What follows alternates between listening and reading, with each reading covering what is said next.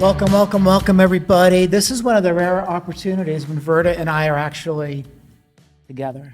In person. In person, which is crazy. Hi, Verda. Hey, John.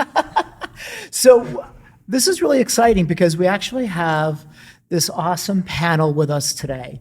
Very, very smart people. And Verda, we made another mistake, right? Where we're surrounded ourselves with people that are smarter than us, which was always our golden rule that we never managed to follow, but we have the person that blew the lid off of this idea that interior designers don't have that much of an impact. And it was published in Metropolis magazine. It's my Bible, this issue that I think came out in December of 2020, where you actually did a study, Jen, in Seattle with your own firm about the carbon impact of interior spaces. That's right. So when I first learned about the embodied carbon taking over as maybe more of an impact versus operational carbon, I started to wonder, as an interior designer, what I can do, because it hasn't been part of the conversation for interiors. And the study that we did with our own offices, cyclical renovations, we found that over 60 years, the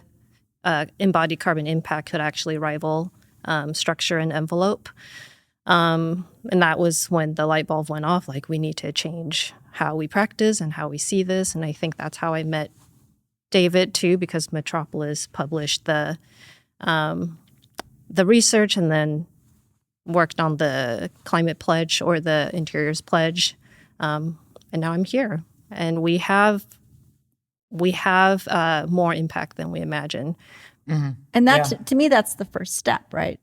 To acknowledge or understand what our role is and what our impact is. And, you look at that pie chart that says the building industry is 40% of carbon emissions. But then when you start to dig in and realize how big of an impact interior design can have, then that's when you start forming these committees and start taking action, right? Yeah, and the embodied carbon conversation is so important, because I want to go back to one of the things, Ken, you were talking about earlier today when you were almost sounding a little frustrated because you've been in this conversation for a long time, and you could look at where we are today and say, oh my God, like, we're no better today than we were 40 years ago. A few people on the committee said that. We haven't gone very far. Yeah. But you got to be careful. You don't want to be all doom and gloom, right? Right. Well, in some ways, I think things have advanced, significantly.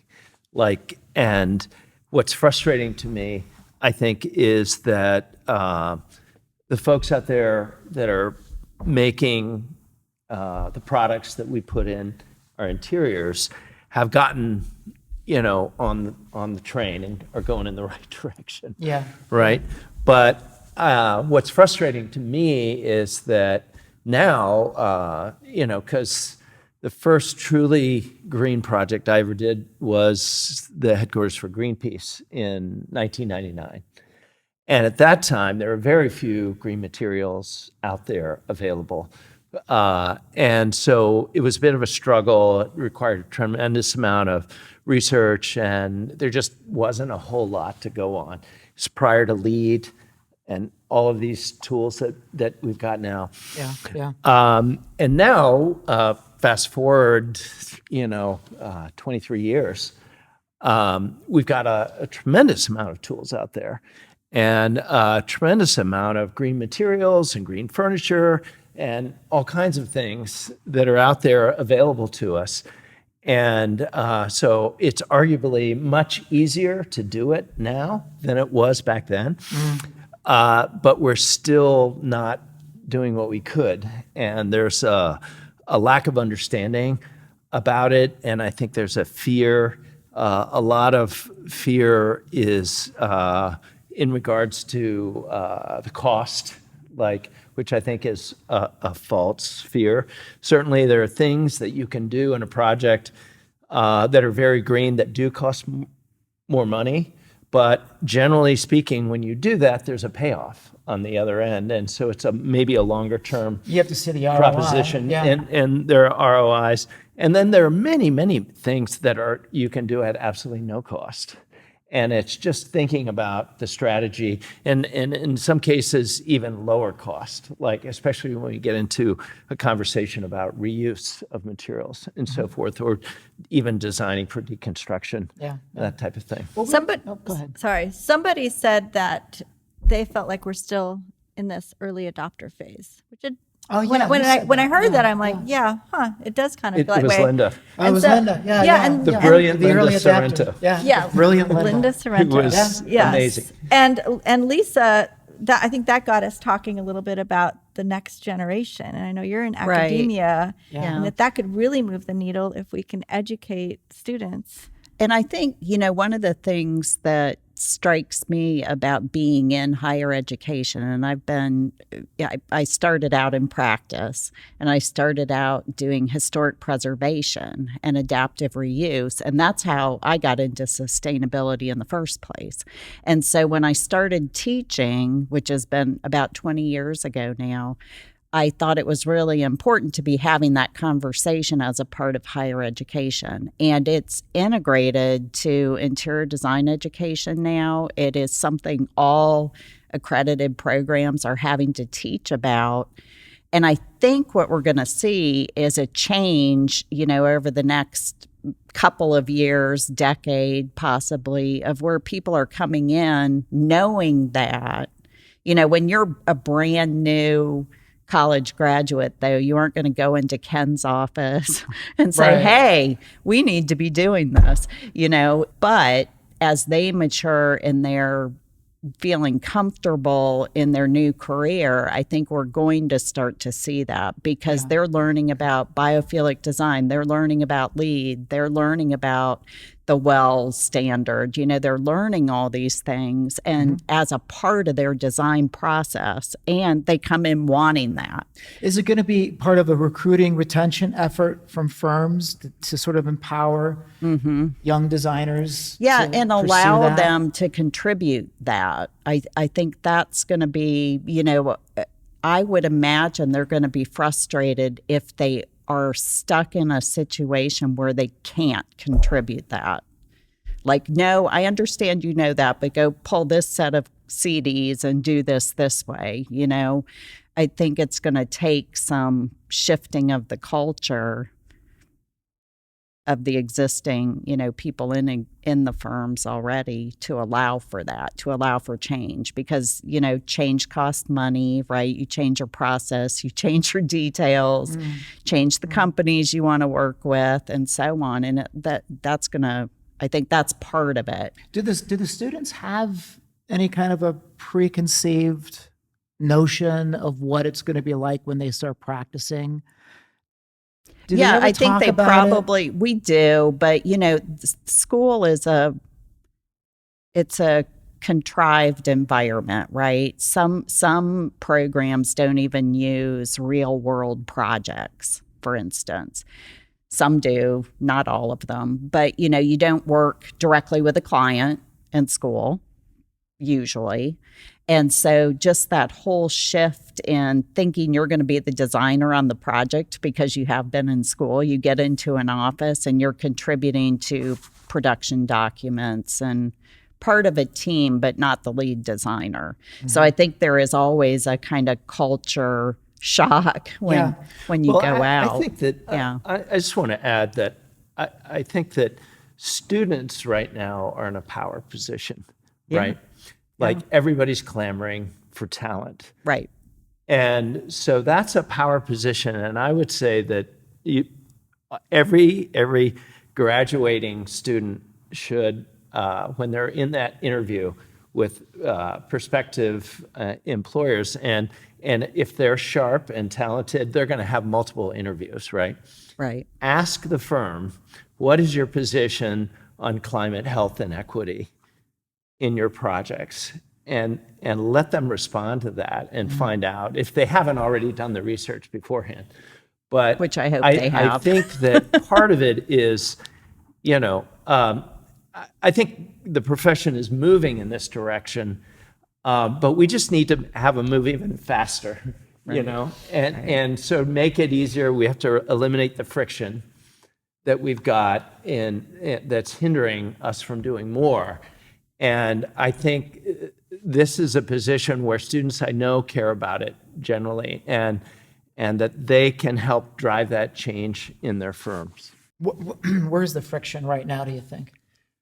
Well, I think there are a lot of misconceptions about the idea of cost and things, and it's interesting to see the path of sustainability, and I'm going to use the word sustainability as kind of a holistic thing. I know we've been always We're not trying crazy about that crazy about the word, but over time, initially it was about creating awareness, and then it was about creating a common vocabulary, which I think the U.S. Green Building Council did a great job of, lead and breaking it down. And it's not just energy use, which used to be, and that was this outcome of the oil embargo in the 70s. Everything was about energy.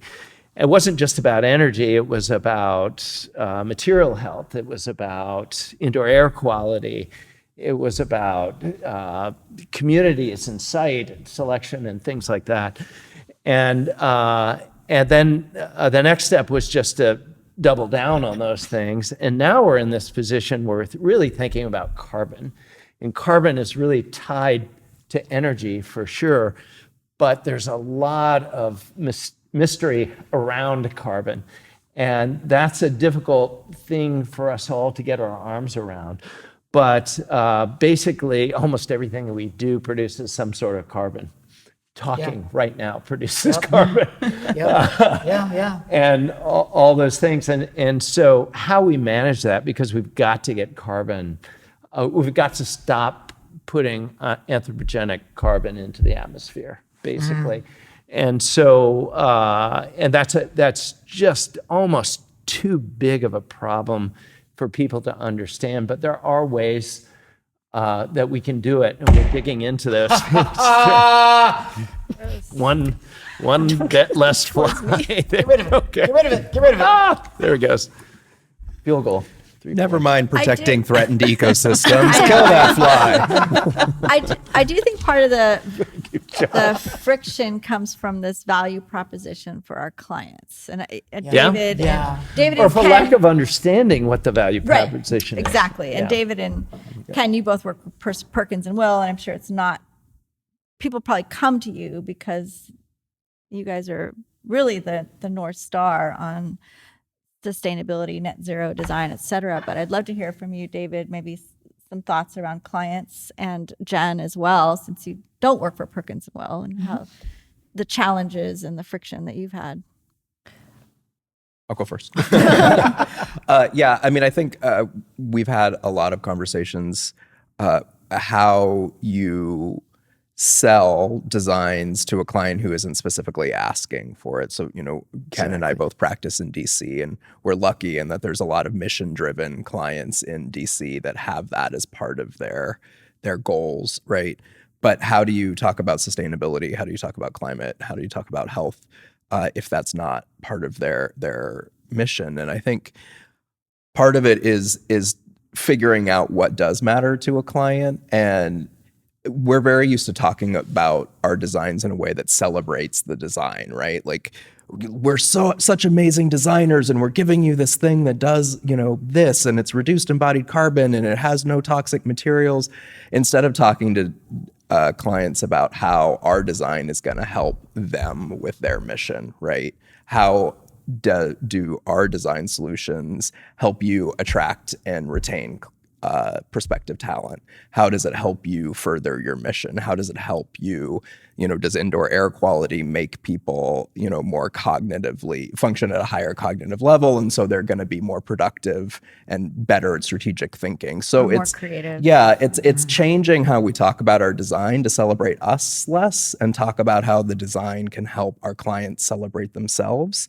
And I think ESG reporting is actually a really good tool for that, because we're seeing more and more RFPs come out from clients who've committed to some kind of net zero goal with no idea how they're gonna get there or even what that means, right? And so there's a real opportunity for us to say, listen, these are the ways that we can help you meet and celebrate your ESG goals, and that will then in the long run help you. So there's a really nice opportunity there to lean in on that. Yeah, I would say some of the frictions, I feel like, same with climate change, there's a slow kind of inertia towards where we are now, which leads to a lot more urgency. And I think that's the same in terms of how we practice. Like, we've sort of been used to how we've been doing things, and we're getting to a point where clients are asking for it. I think design firms are ready for that big change.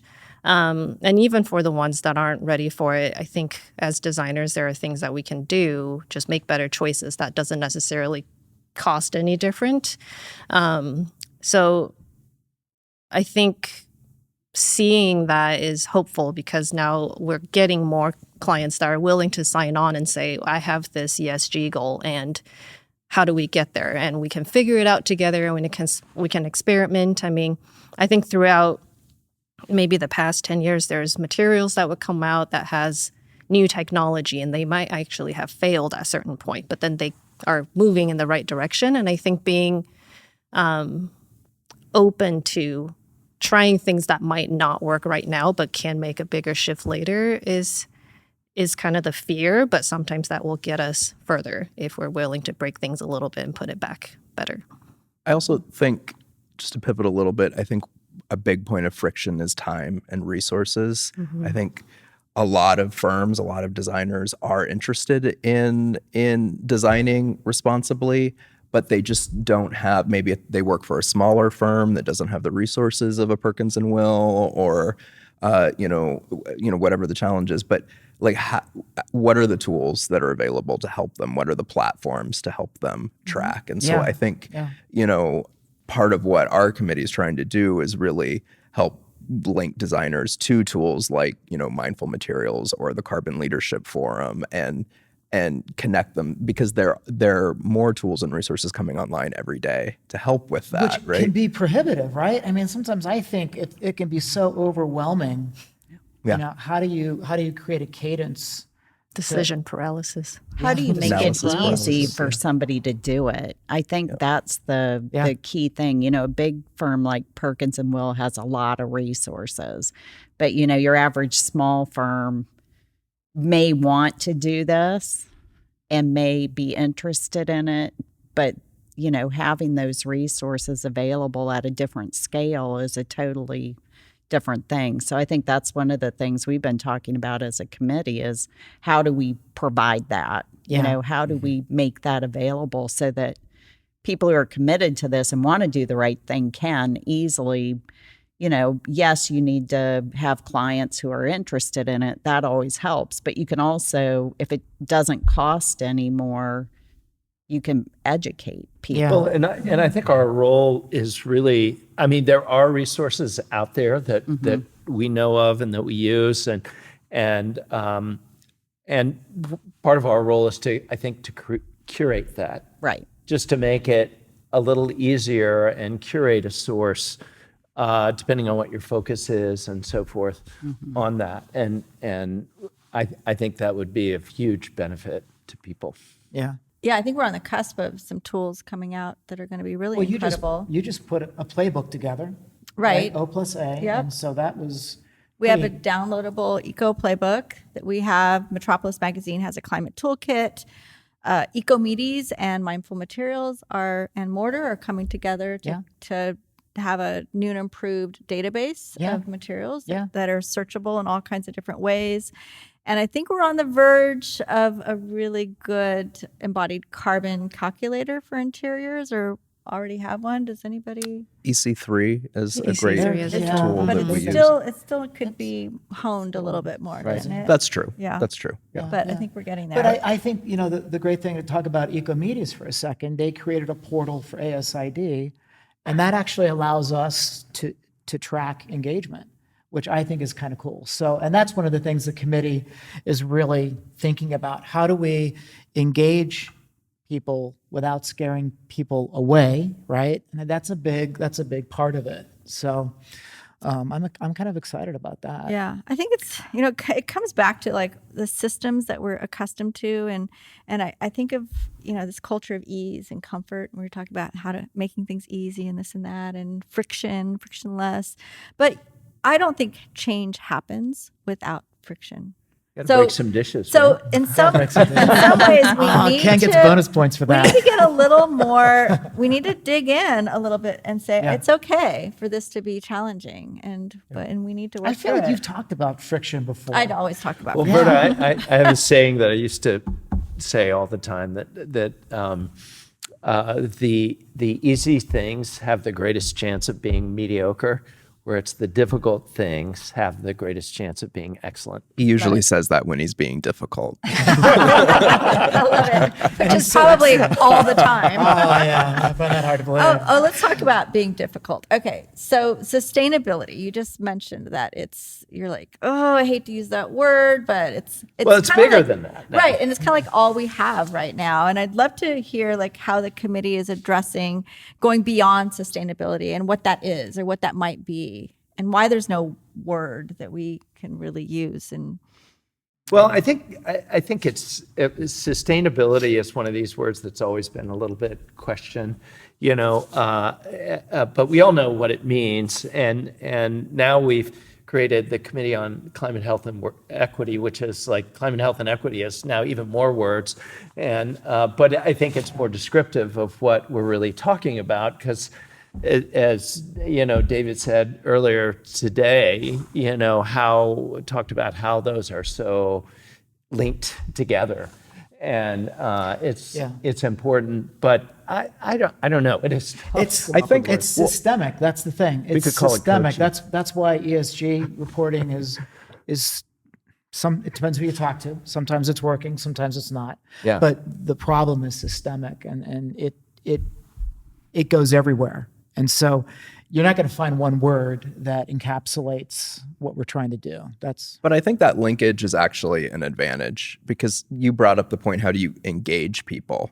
And I think different clients are going to have different engagement points based on who they are and what they're doing, right? And so part of our job as designers is to figure out what resonates with a client. Is it climate change? Is it health? Is it social equity? And that's your entry point into this. Mm-hmm. And from there, you can start to show them how design strategies that impact social equity also have an impact on climate change and resilience, or also have an impact on health, and sort of build and expand their awareness and appreciation for what the impact that design can have. Yeah. So at first it feels challenging because they are so interconnected, and you think, how can I address this? But I think it's actually an opportunity. I think the interconnectedness makes them more accessible for a larger group of people. I think when it was just sustainability back when how we were defining it, it was a little bit exclusive. But it was because like energy, water, like thing. And people didn't see themselves it was in a lot of engineering, right? Yeah. Right. So now having the health piece and the equity piece, it's about people, not just resources. Exactly. Yeah. So, well, and I think the equity piece of it, you said it, solve for equity, you're going to solve the problem. But I think, the equity is such a big conversation, whether you're talking about fence line communities that have to live next to an oil refinery, right? You talk about Cancer Alley, you talk about this part of our population that is forgotten and destitute, and they're the ones suffering the most. Or supply chains, labor, and supply chains and material extraction, and all the work that Grace Farms is doing with the Design for Freedom toolkit. That's thinking about specifying materials that ensure that there's no enforced labor, child labor in the supply chain. That's really important. And I think we have a lot of conversations about diversity and equity within the profession, and how we bolster that in terms of what our design community looks like. But we also need to remember the impacts that our design is having. Well, and these conversations come up. Remember when we first heard Nora from Grace Farms talk about slave labor in the building industry, and we were kind of blown away by that. I had no idea that that was a problem. And now you come to find that it's actually a huge problem. Yeah. we And it's just hard to find information on it Yeah. if you start trying to look for it. So it's great that work Well, is getting- being done. Transparency in materials and how they're made and where they're made and all of that stuff, I think is going to bleed into some exposing some other issues that we Yeah. ought to pay attention to. And those are going to be categories in this material database that Mindful Materials and EcoMedes yeah. are collaborating on. Yeah. But Common with the materials equity framework. question too, the one struggle I think is that interior design is looked at in a lot of ways as something that only wealthy people can afford. And I think looking more at, public buildings and things like that, like where do people spend their time and things like it, we have to, and affordable housing and things like that. Those, applying these ideas of health and sustainability needs to be kind of across the board, and there needs to be more information and outreach and action in these areas that are typically less served, than So it benefits everybody, yeah. So not just a few. so everybody can benefit, and everybody can kind of see that there is somebody paid attention to the school my child is attending to make sure there aren't, harmful off-gassing of materials, or the air quality is good, or they've got natural daylight. Remember, I remember when elementary schools were designed with like no windows. Some of them are very few because they didn't want kids looking outside. Well, turns out kids looking outside is a good thing. True. Yeah. All Look those at the other things that reaction affect you climate. had today, right? We're fortunate enough to be at OFS's headquarters here in Indiana on a beautiful sunny day, right? And you couldn't get over like all the sunlight that was washing into the building. Oh, Like, it was you were awesome. like, you were giddy about it, right? And now we're in this really beautiful barn, right? And the effect that space has on our well-being is Yeah. immeasurable, I'm in practice mainly in the world of workspace and interior workspace. And I would like to think that, like, if you work in an office that's sustainably designed, that has leadership that cares about it and so forth, a lot of times people that go in and work in those offices, they get exposed to that for the first time. And we always want to help our clients like tell a great story about their space, and we kind of help them tell that story and make sure that's an accurate story about what's going on. And that bleeds down into the people that work there, because a lot of times people may choose a place to work because of the sustainability values of the company. And then if they can see that stuff in practice, they can start to bring that home and maybe change up a few things in the way they run their own lives and their family. And then they tell their friends, and I think this is how it kind of gets out. But we have, as designers, a whole lot more influence than I think we realize sometimes.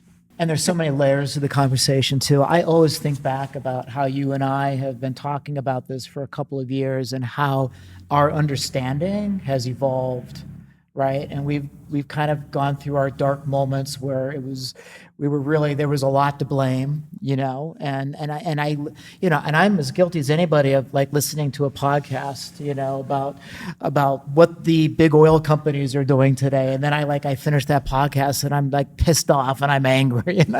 And then I fire up my gas powered weed whacker to clean up the backyard, and you don't know what to do, right? I think that was one Buy of an the electric things. one. That was one of the things during the pandemic that I sort of had this epiphany, because so many of my friends that are in other industries, right, they're accountants or, whatever in tech.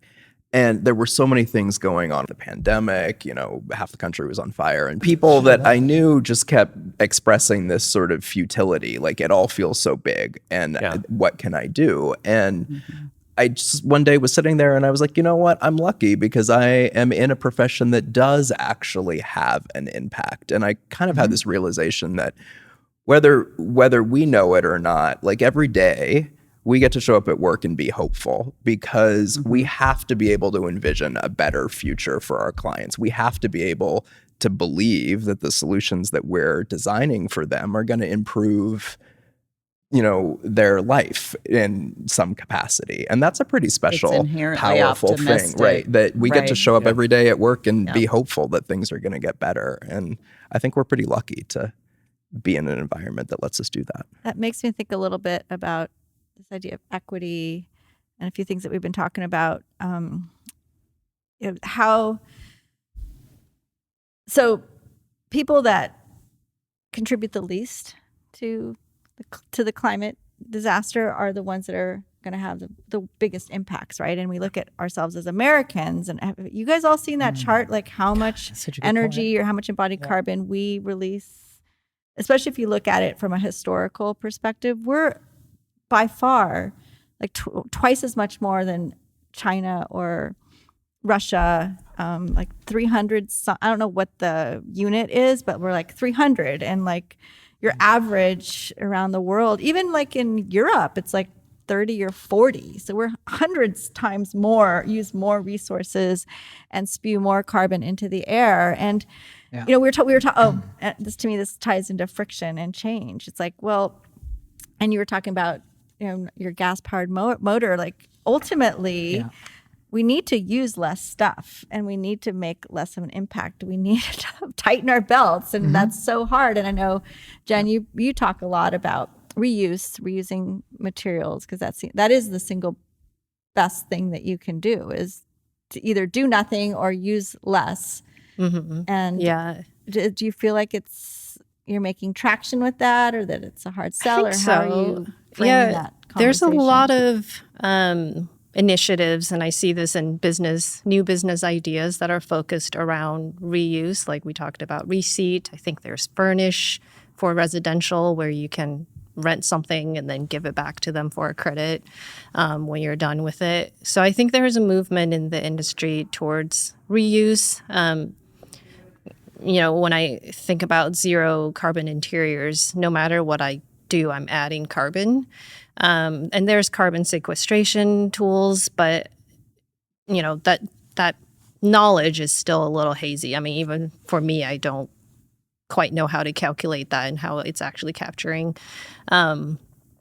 But I think reuse is a very strong tool right now that you can do to minimize. And I think it also changes our idea of ownership. It used to be that we need to own something for it to have value. But if you're stewards of the things you own and you actually think about the next life, then that idea of ownership might change, and it might change how we think about what we put into our design.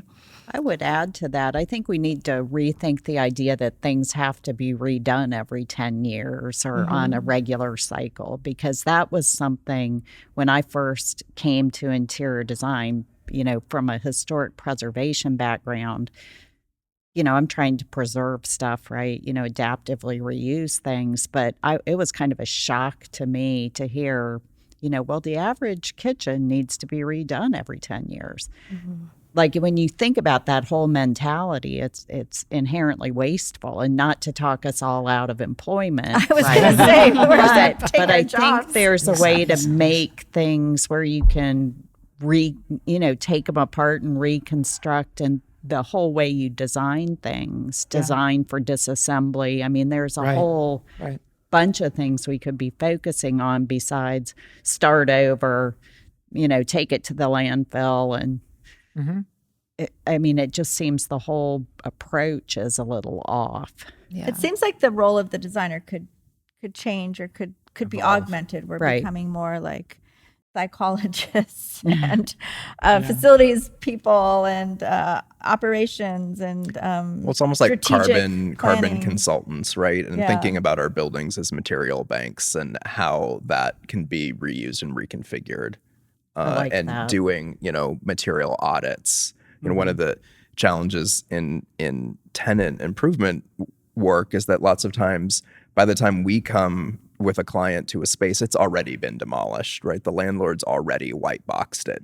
And so that opportunity is sort of removed from the equation. But if we can sort of pivot how interior design is perceived and our role in that process so that, our role doesn't end at occupancy, but landlords actually look to interior designers to help say, where are there opportunities with this space for me to, to repurpose things.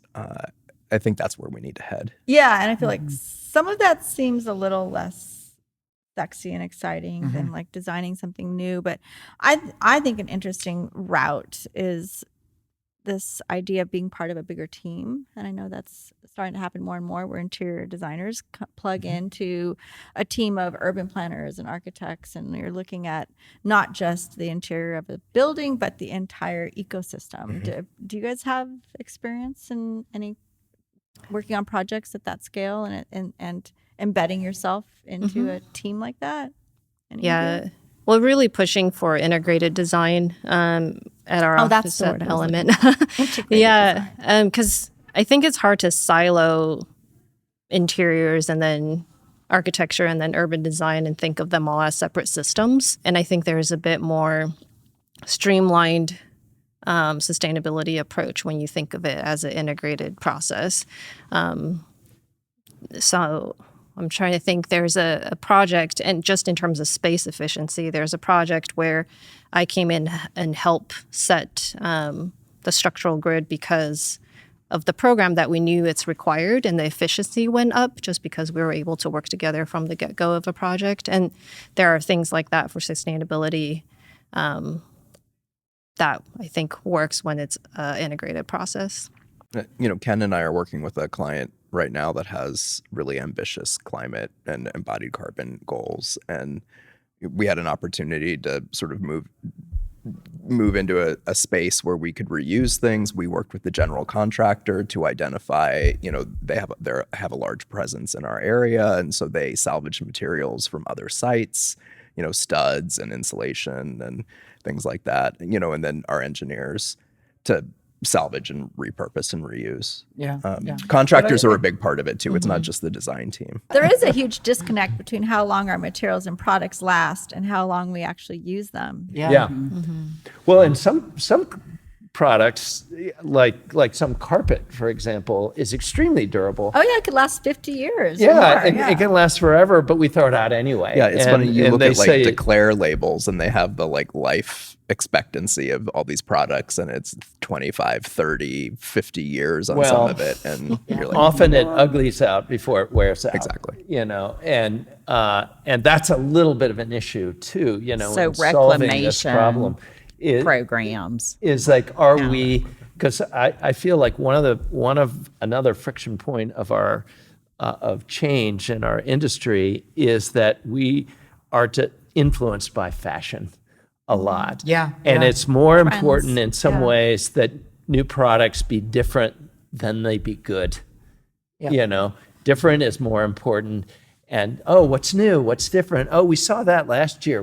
Can't possibly do that again. We got to come up with something else. Yeah, new color trends. And they're not great. And it's like those of you that lived through the 80s, that was a horrible time in our history. I think the end user, right? For bad colors. The employees that are moving into these spaces are more aware now, right? So it used to be that design had to pop, and when you walked into your new office, you had to see all the new colors and all the new furniture, and you'd be like, "This is amazing! This design firm is just amazing!" That it was all visual, it was all superficial, and I think now that we do have a new generation that are coming into these office buildings, and I think the pandemic has been kind of good in that regard. That now we do understand that a healthy place of work is a place where people feel safe going, right? And so there's a lot more to it now. Yeah, I think people are looking for spaces that are more grounding, more balanced, Authentic. more authentic. Yeah. Well, I think with the equity part of it that I'm excited about is authentic for who is actually benefiting from how we design. And I think this kind of blows it up to a bigger conversation in terms of representing different groups of people that might not have been in the design communicate or conversations. And didn't see themselves there. Yeah. Yeah. And I think for me, that's a really exciting portion of what we talk about, because we are designing for people, but it's for all people. And what does that look like? And we're talking about, what does this look like, or where are we going, or trends. And we did talk about today, research and how important it is to have pure research. Reliable. Right? Yeah. I mean, you open Not up one opinions. study and it says, hey, it's time to get back to work. And then you open up another study and it says, people don't really want to go back to work yet. Right. Right. So we're still getting a lot of mixed signals, I think. Yeah. And the equity piece also comes back to education. And I think it's not just about teaching equity, it's about showing equity being part of the educational system, and giving people agency and celebrating diversity at that level, and that will also ladder up. And changing our design process, Oh God! rethinking our We're supposed design to be process to wrapping this give. up, A Dan. whole nother panel. I'm teasing you. But now we're going to change Yeah, the please design. Did I miss the No, signals? please talk about the design process. Well, I mean, we're going to be here another hour. I think, changing how we go about engaging with clients so that, those underserved, underrepresented people in the community or in the company have a voice, and opening that up. And, I think we think lots of times, doing a focus group at the beginning of a project or whatever is, we gave them a chance to, tell us what they wanted, and then now we're not going to talk to them again, and they'll just show up on opening day, right? Where are there opportunities to be more inclusive in the process and co-create is something that, we're talking about a lot. Or be now. on the design team. Yeah, That's a exactly. great Working for the point firm, right? that I'm assuming this committee will address Yes. as well. Awesome. It's on our long Hey, list. I'd love to just talk a little bit about the space that we're in. Yeah. John and I already got into our first argument because Yep. we're in a horse barn, and Right. the It's a stalls are way too clean. And John's like, yeah, they bring their horses in every night. And I'm like, no. I don't know if I these said barns are every night. Way too clean. But anyways, Well, it's beautiful. Though. Yeah, this place I could sleep here. I could sleep in that stall right there. Duke's stall. I could sleep. maybe there. with a mattress. Oh yeah. I mean, I'm saying a mattress. A nice some mattress. hay would be fine. All right, Duke, the Duke suite is yours, John. Ah, I'm tonight. taking it. I'm sure this can be arranged. So we are here, guests of OFS At Cool Springs. at Cool Springs, Indiana. Yeah. Most of us have been here at least once before. It's a beautiful country. Yeah. Yeah. And speaking of authentic, this is an incredible space. And I do want to talk about Cool Springs for a little bit. And if Doug thinks that we're plugging, we can edit this out, Doug. He's going to cut it out, I'm sure. But I think what's amazing about Cool Springs, and I know everybody had their own takeaway from our experience that we had yesterday. And Verda, I'm sorry that you experienced commercial airline travel at its peak yesterday, and At its Jen, worst. you experienced it as well. Welcome to Missed it the all. world of global travel. But to get to know a company like OFS, who has taken on a role of steward of their resources. Goddamn flies! It's like we're in a horse barn or something. So, for them to take on a role of steward, and we actually spent time with their ranger who takes care of the trees on the property, and to hear him talk about these trees and how they create healthy spaces for their trees to grow. I don't know. It definitely puts things in new perspective for me. It was an amazing experience. I think what's exciting about that, and kind of I think what can tie this all together is, this whole sustainability, climate health, whatever we want to call it, it's still ultimately a personal journey, and you have to access it through what you're passionate about or what you believe in. And I think that's what's so amazing about this place, is that this is what they own, and this is how they're taking this journey. And no matter how you approach it, you're still going to get to. That's a really excellent point, Verda, I think, to make, is that it is personal for everybody, how far they're doing it.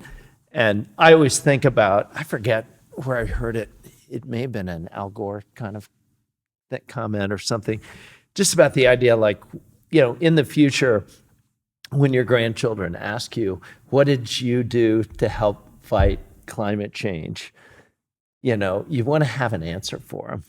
Right. Right? Yeah. And not a goddamn thing, or, I worked really hard, I got involved, I tried to convince other people, I tried to be an Wasn't advocate. enough money in it for me, so There was. Too much friction. Exactly. But I think difficult. that's where it starts to get really personal. When you have children or you have grandchildren, and you think about talked their about this. future and It's your legacy. and It's your how you legacy. look at, and I can guarantee you, kids today look at the future differently than I looked at it. I looked at it like it's always going to be like this. Yeah. And our kids are now looking at it for the first time. It's not going to be like this. No, it's changed. I'm not since sure I they've want to been have here. children and bring Yeah. them into a world Yeah. like Yeah. this. Yeah. Questions like that are happening if you have adult children like Well, it's I do. happening for us too. Like coral reefs are going to be gone in a few years. Yeah, don't start doing 70% that. of dolphins are gone. Like, Okay. Exercise Let's end this on hope. a downer. All right. Exercise hope, Verda. Yeah, Verda hope figures we've got about 30 inspires. days. 30 days, and then days. that's it. Maybe 45.